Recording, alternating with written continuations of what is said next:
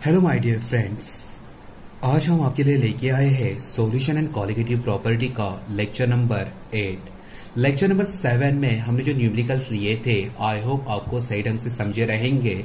Specially वो अपना sulphur वाला जिसके अंदर हमने एसिड ये मॉलिक्यूलर फॉर्मूला CH2 में फाइंड आउट किया था। ओके, वो सबसे इंपॉर्टेंट न्यूमेरिकल है, उसके ऊपर सबसे ज्यादा फोकस करना, और आई होप वो आपको सारे न्यूमेरिकल्स समझे रहेंगे। ओके, इस लेक्चर में हम स्टार्ट करेंगे कॉलिगेटिव प्रॉपर्टी का थर्ड पार्ट, माने कि थर्ड कॉलिगेटिव प्रॉपर्टी जिसका नाम है depression of freezing point of solvent in solution.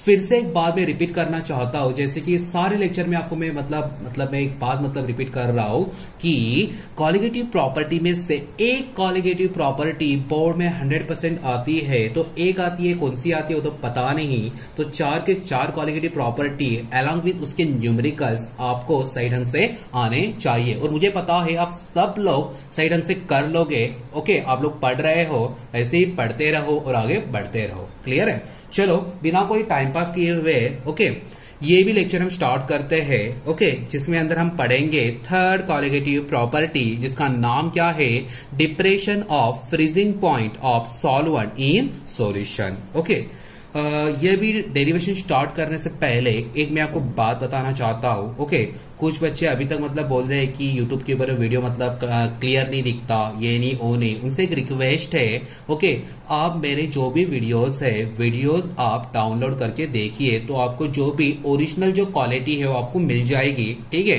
तो आपसे रिक्वेस्ट है कि डायरेक्टली तो डाउनलोड कीजिए, ज्यादा कुछ आपकी MB नहीं जाएगी, जाके 150-200 MB तो जाएगी। ओके, और कंटेंट के लिए इतनी MB तो आप दे सकते हो। ठीक है, यूट्यूब के ऊपर एक हाथ पिक्चर नहीं तो गाना बिना कम सुन लेना, और जो अमर बाबा का प्रवचन है वो थोड़ा सा सुन लेना। बोलो क्लियर है? ओके, चलो बस हो गया।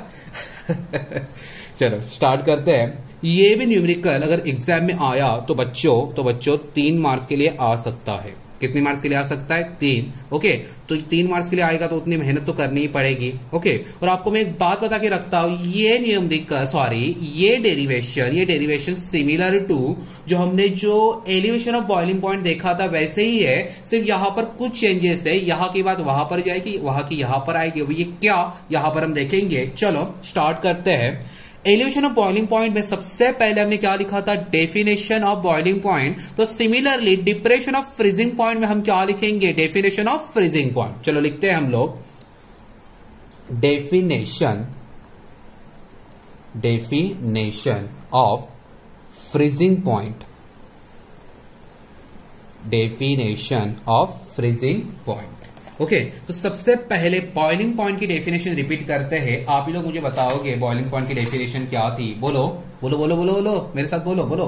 The temperature at which vapour pressure of liquid becomes equal to the atmospheric pressure is called as boiling point। सही बात है।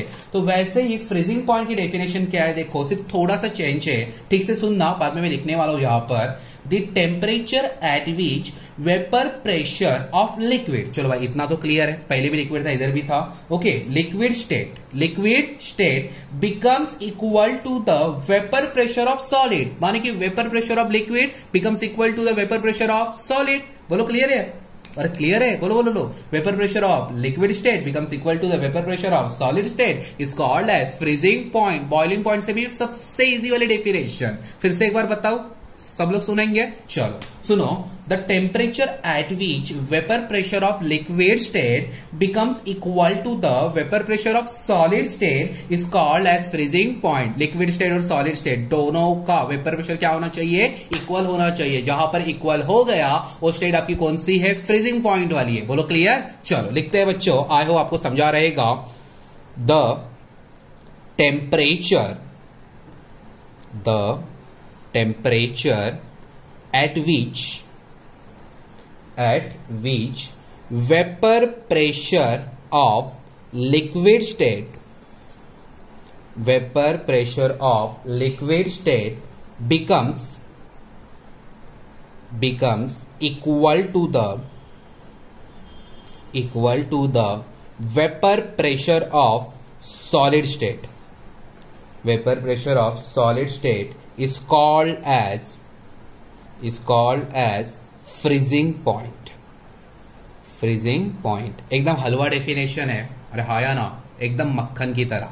क्लियर है? देखो डेफिनेशन ऑफ फ्रीजिंग पॉइंट हमने लिख दिया, माने कि जो vapour pressure of liquid state है वो किसके साथ इक्वल होनी चाहिए, vapour pressure of solid state. Okay, तो इसे आप क्या बोलोगे, तो इसे आप क्या बोलोगे, फ्रीजिंग पॉइंट। ओके, इजी इतना। ओके चलो यहां पर अभी जैसे कि लास्ट वाले में भी हमने ग्राफ बनाया था, क्या वर्सेस क्या बनाया था, वेपर प्रेशर वर्सेस टेम्परेचर, याद आया?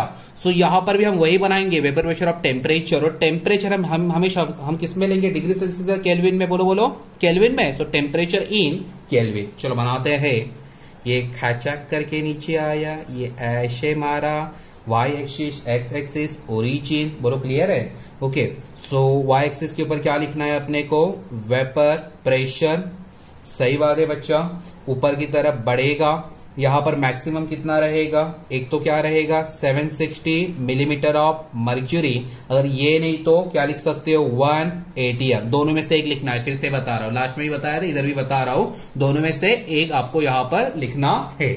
और नीचे क्या आएगा, नीचे आएगा टेम्परेचर इन केल्विन, जो ये बाजू में जाके बढ़ेगा, बोलो क्लियर? ओके, सो देखो ये तो हो गया। अभी यहां पर क्या मारने हैं, कुछ कर्व मारने हैं। ओके, कर्व देखो, सबसे पहले मैंने ये कर्व बनाया, ओके क्लियर है, उसके बाद मैंने कुछ ये वाला कर्व बनाया। देखो कर्व ठीक से बनाने हैं, लास्ट में भी मैंने आपको बताया था, अभी भी बता रहा हूं, बोलो क्लियर है?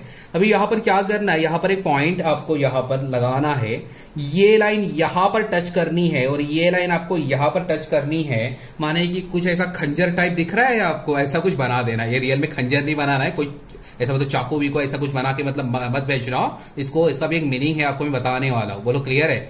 सबसे पहले दो ऐसे मैंने काव मारे, सही बात है, यहां पर एक पॉइंट मारा, ये खचक खचक करके आ गया, कुछ खचक करके खंजर बना, रियल वाला चाकू मत बनाओ। ओके, सो देखो फर्स्ट वाला ये जो कर्व है, ये कर्व है आपका प्योर सॉल्वेंट के लिए, किसके लिए बोलो, प्योर सॉल्वेंट के लिए। और जो सेकेंड वाला है सॉल्यूशन के लिए। सॉल्यूशन भैया प्योर नहीं होता, सॉल्यूशन कैसे बनेगा, यहां पर हम सबसे पहले क्या लेंगे बोलो, प्योर सॉल्वेंट लेंगे, कोई दिक्कत वाली बात नहीं है। और प्योर सॉल्वेंट में आप क्या डालोगे, नॉन वोलाटाइल सॉल्यूट। चलो फटक से बताओ, नॉन वोलाटाइल सॉल्यूट क्या होता है, जिसका वेपर प्रेशर इक्वल टू कितना होता है, 0, क्योंकि उसकी इवेपोरेशन की क्या नहीं होती, टेंडेंसी। बोलो क्लियर है? इजी। ओके, अभी देखो यहां पर प्योर सॉल्वेंट है, यहां पर सॉल्यूशन है। ओके, सो यहां पर ये जो स्टेट है, जो मैंने यहां पर जो खंजर टाइप बनाया, यहां पर आपको मिलेगी सॉलिड स्टेट, यहां पर आपको मिलेगी सॉलिड स्टेट। ये आपको दिख रहा है नहीं दिख रहा है मुझे पता नहीं, लेकिन देखो यहां पर मैंने लिखा है सॉलिड स्टेट। ओके, बोलो क्लियर है? यहां पर आपको मिली सॉलिड स्टेट।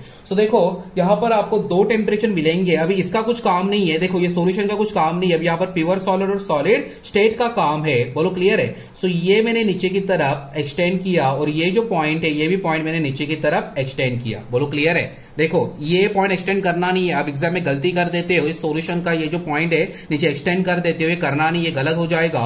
ये सॉलिड स्टेट का ये जो पॉइंट है, ये मैंने नीचे एक्सटेंड किया, प्योर सॉल्वेंट का ये जो ऊपर वाला पॉइंट है, ये मैंने नीचे एक्सटेंड किया। ओके, बोलो क्लियर है? लेकिन जो भी बात हो रही है अभी किसकी हो रही है, फ्रीजिंग की हो रही है। लास्ट वाले न्यूमेरिकल में किसकी हो रही थी, बॉइलिंग की हो रही थी। तो ये क्या है, टेम्परेचर, यहां पर मैंने लिखा T, यहां पर मैंने क्या लिखा T।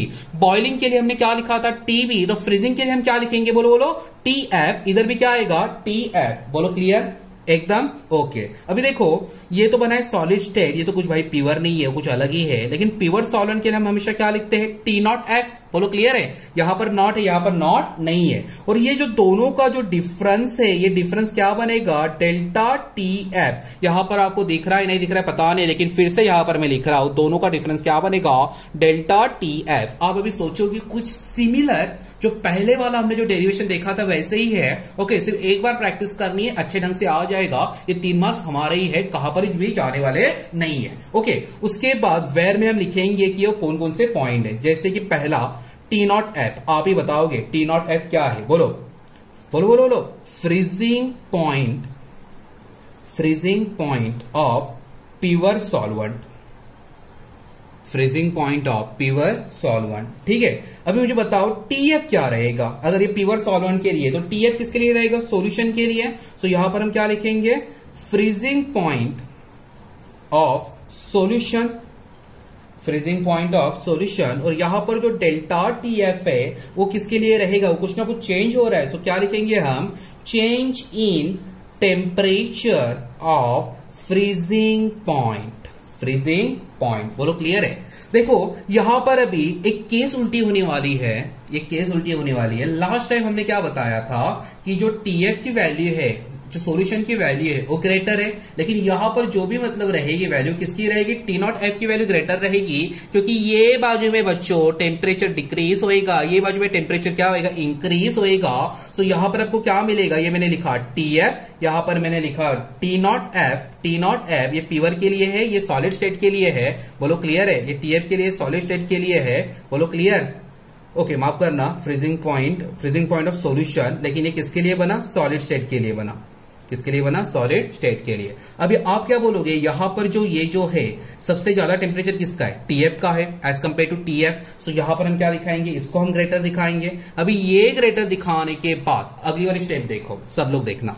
ओके हम लोग लिखेंगे यहां पर डेल्टा टीएफ की वैल्यू, तो आप क्या करोगे, बड़े में से छोटे को माइनस करोगे। सो यहां पर बड़ा क्या है, डेल्टा टीएफ माइनस टीएफ, बोलो क्लियर है। और लास्ट वाले केस में डेल्टा टीवी में क्या था, यहां पर क्या था, TF minus delta T not be. याद आया, माने कि मैंने क्या बोला कि डेरिवेशन सेम है, सिर्फ कुछ पार्ट यहां पर चेंज होने वाला है। जो पार्ट चेंज हो रहा है मैं आपको यहां पर बताने की कोशिश कर रहा हूं, बोलो क्लियर है, इजी एकदम। चलो ये जो अपने को मिला इसको हम मान लेते हैं ये है अपना इक्वेशन नंबर 1, बोलो क्लियर है। चलो आगे जाके साइंटिस्ट ने फिर से यहां पर एक्सपेरिमेंट किए। ओके और एक्सपेरिमेंट करने के बाद जैसे कि आपको पता रहेगा एलिवेशन ऑफ बॉइलिंग पॉइंट में कुछ केस मिली थी, वैसे ही केस यहां पर मिली। उन्होंने क्या बोला कि डेल्टा टीएफ की जो वैल्यू है, डेल्टा टीएफ, इसको हम और ये बोल सकते हैं कि ये है depression of freezing point, depression of freezing point. Okay ये डायरेक्टली प्रोपोर्शनल टू है मोलैलिटी। जैसे कि एलिवेशन ऑफ बॉइलिंग पॉइंट था वो क्या था, directly proportional to molality, small M.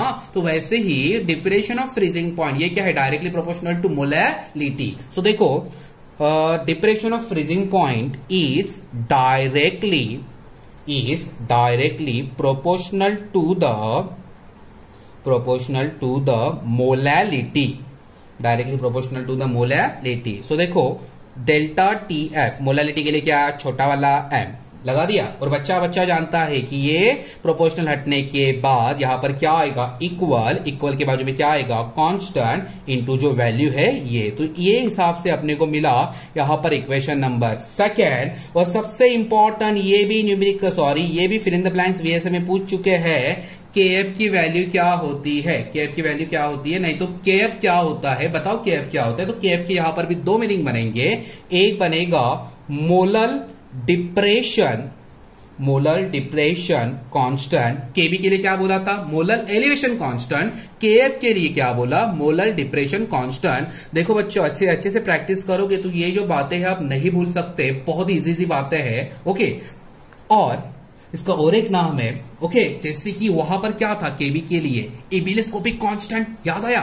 तो वैसे ही यहां पर एक नाम है, देखो मैं क्या लिख रहा हूं, कायरोस्कोपिक कांस्टेंट, कायरोस्कोपिक कांस्टेंट। देखो स्पेलिंग ठीक से देखना, कायरोस्कोपिक कांस्टेंट। ओके तो किसी को भी दिक्कत ना होए इसके लिए यहां पर मैं लिख देता हूं, केबी का मीनिंग क्या था, एबिलिस्कोपिक कांस्टेंट, याद आया। और ये जो केएफ है इसकी वैल्यू क्या है, कायरोस्कोपिक कांस्टेंट, ईसीसीसी। ओके केबी का मीनिंग क्या है, बोलो एबिलिस्कोपिक कांस्टेंट, केएफ का मीनिंग क्या है, कायरोस्कोपिक कांस्टेंट। बोलो इजी एकदम, ओके इजी ना, सही में एकदम कोई दिक्कत वाली बात है नहीं है। चलो अगर किसी ने अगर आपको पूछा कि बताइए भाई ये केएफ की वैल्यू आप कैसे फाइंड आउट करोगे, तो केएफ यहां पर बच्चा यहाँ पर क्या है, डेल्टा टीएफ, ये जाएगा ठैंग करके नीचे, सो डिवाइड बाय क्या हो जाएगा, एम। ओके आपको पता है ये किस में है, ये किस में है, ये केल्विन में है, सही बात है। ओके और ये मोलैलिटी का क्या यूनिट होता है, केजी पर मोल। और अगर आपको किसी ने पूछा यूनिट ऑफ केएफ, तो आप क्या लिखोगे, बोलो केल्विन केजी पर मोल, कोई दिक्कत वाली बात नहीं है, एकदम इजी।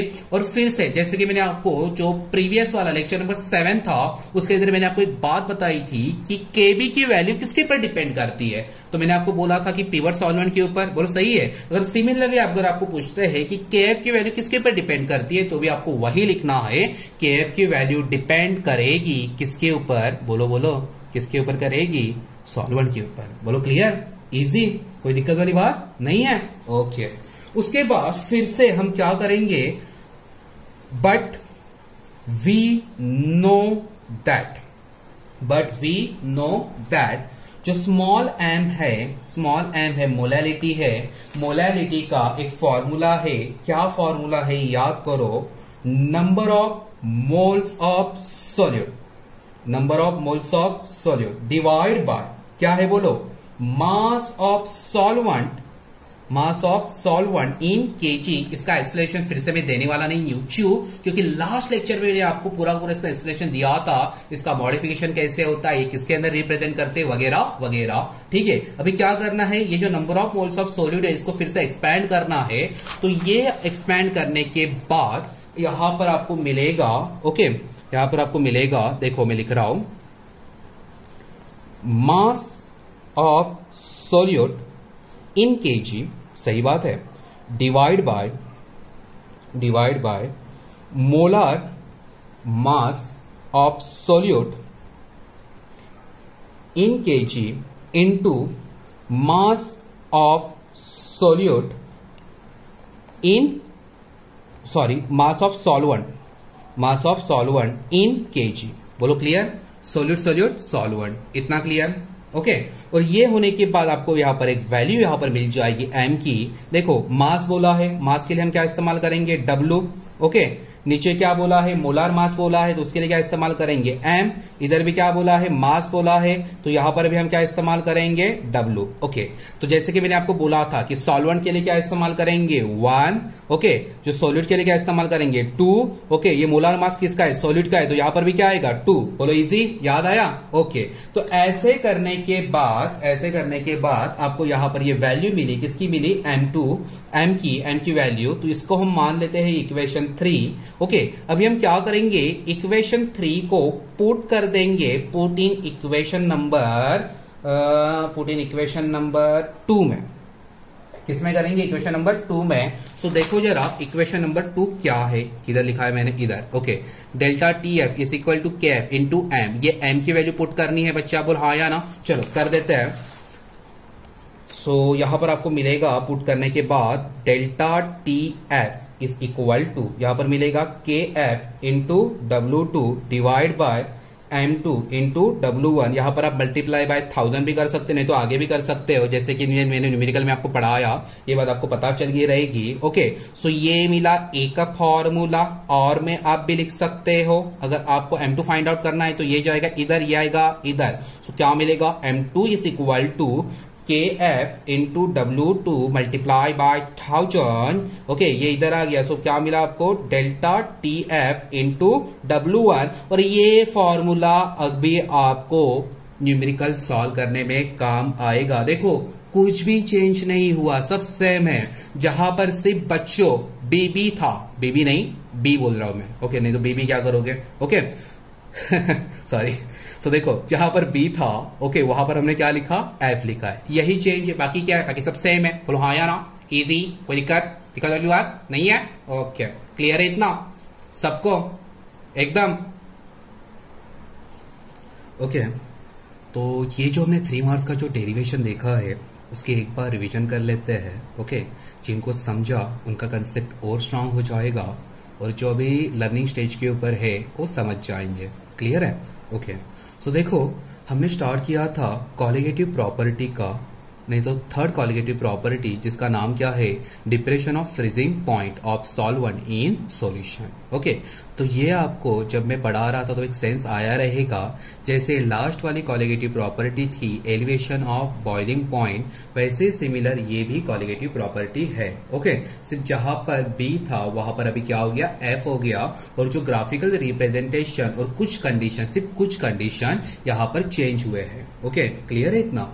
तो लास्ट वाले केस में हमने क्या लिखा था, डेफिनेशन ऑफ बॉइलिंग पॉइंट, तो यहां पर हमने क्या लिखा, डेफिनेशन ऑफ फ्रीजिंग पॉइंट। तो क्या है इसका डेफिनेशन, देखो, the temperature at which vapour pressure of liquid state becomes equal to the vapour pressure of solid state. Liquid state solid state दोनों क्या हो जाएंगे, इक्वल। आपको क्या मिलेगा, फ्रीजिंग पॉइंट। बोलो, बहुत ही इजी, मक्खन की तरह डेफिनेशन है। ओके, उसके बाद हमने ग्राफ निकाला, क्या वर्सेस क्या निकाला, वेपर प्रेशर वर्सेस टेम्परेचर। और जैसे कि मैंने आपको बोला कि टेम्परेचर किस में लेना है, हमेशा केल्विन में। तो यहां पर y एक्सिस x एक्सिस हमने बनाए, यहां पर वेपर प्रेशर ऊपर की तरफ बढ़ेगा, यहां पर टेम्परेचर इन केल्विन। ओके, सो देखो मैक्सिमम कितना रहेगा, स्टैंडर्ड कितना रहेगा, 760 मिलीमीटर ऑफ मर्क्यूरी। ओके, नहीं तो इसके रिप्लेस में क्या लिख सकते हो, 1 ATM। और टेम्परेचर किसमें होना चाहिए, केल्विन में।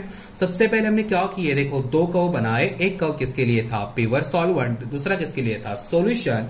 सॉल्यूशन कैसे बनेगा, प्योर सॉल्वेंट में आप क्या डालोगे, नॉन वोलेटाइल सॉल्यूट। और जैसे ही बच्चों आप प्योर सॉल्वेंट में नॉन वोलेटाइल सॉल्यूट को ऐड करोगे तो उस समय जो फ्रीजिंग पॉइंट है वो क्या हो जाएगा, डिक्रीज हो जाएगा। फिर से बता रहा हूं, फ्रीजिंग पॉइंट क्या हो जाएगा, डिक्रीज हो जाएगा। बोलो क्लियर है। तो यहां पर जो भी खेल है नॉन वोलेटाइल सॉल्यूट का खेल है। बोलो क्लियर है। ओके, सो यहां पर एक पॉइंट है, ये एक पॉइंट है, ये पॉइंट को हमने खचाक करके ज्वाइन कर दिया, एक खंजर बन गया। वो खंजर नहीं बनाना है। ओके, ये जो पॉइंट है, ये पॉइंट को हमने यहां पर कंसीडर किया, ये है सॉलिड स्टेट, जो किसका बना है, सॉल्यूशन का। ओके, बोलो क्लियर है, बोलो क्लियर है एकदम। ओके, सो यहां पर ये जो बना है इसका बना है। ओके, इसके बाद यहां पर हमने ये जो लाइन नीचे एक्सटेंड की, ये लाइन हमने नीचे एक्सटेंड की, यहां पर एक टेम्परेचर मिला, यहां पर एक टेम्परेचर मिला, लेकिन प्योर सॉल्वेंट है, यहां पर नॉट आ गया और यहां पर नॉट नहीं है क्योंकि ये सॉल्यूशन का क्या बना है, सॉलिड स्टेट बना है। बोलो क्लियर है इतना। ओके, सो देखो डेल्टा टी, अब ये दोनों का क्या निकला, डिफरेंस निकला। बोलो इतना इजी, बहुत ही, कुछ भी दिक्कत नहीं है। सो यहां पर जो भी इसके मीनिंग थे हमने लिख लिए। डेल्टा टी नॉट एफ का मीनिंग क्या है, freezing point of pure solvent. T F का मीनिंग क्या है, फ्रीजिंग पॉइंट ऑफ सॉल्यूशन, और ये सॉल्यूशन का क्या मिला आपको, solid state. Delta T F का मीनिंग क्या है, change in temperature of freezing point. अभी क्या करना है, जो बड़ा है वहां पर बड़े वाले साइन दिखानी है, जो छोटा है वहां पर रख देना है। तो यहां पर बड़ा टेम्परेचर किसका है, टी नॉट एफ का, तो यहां पर हमने ये दिखा दिया। बोलो क्लियर है।